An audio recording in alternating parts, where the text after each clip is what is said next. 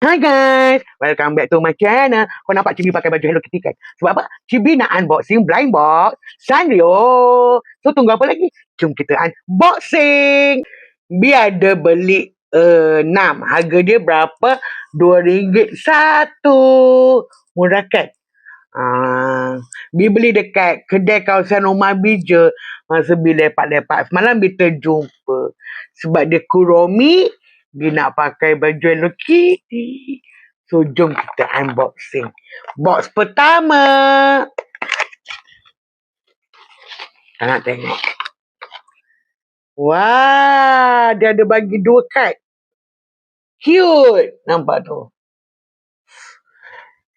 Yang pertama Bi dapat ni. Dia boleh dijadikan keychain juga, okey.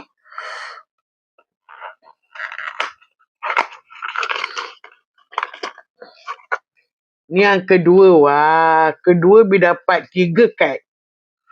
Cute. Kedua Bi dapat apa Macam semuanya yang sama je. Tak apa, kita kumpul. Okay, walaupun semua yang sama. Ni yang ketiga, hope lain. Ketiga lain. Cat dia pun cute. So, Bi dapat 2 yang sama, 1 yang ni. Cute. Baju dia warna hijau. So, 2 tadi yang ni. Okay, 3. Letak sinilah. Okay. Dia tak boleh. Nanti Bi share balik lah. Ni yang keempat.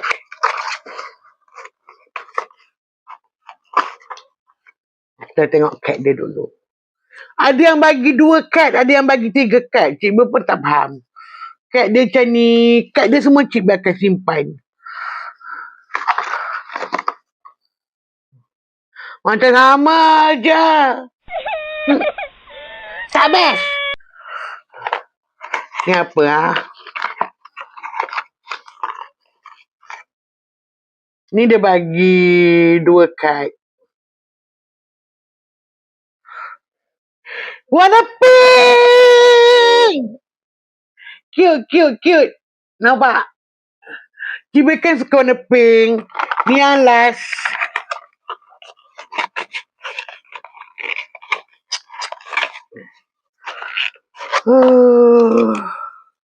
Kad dia 1 pula.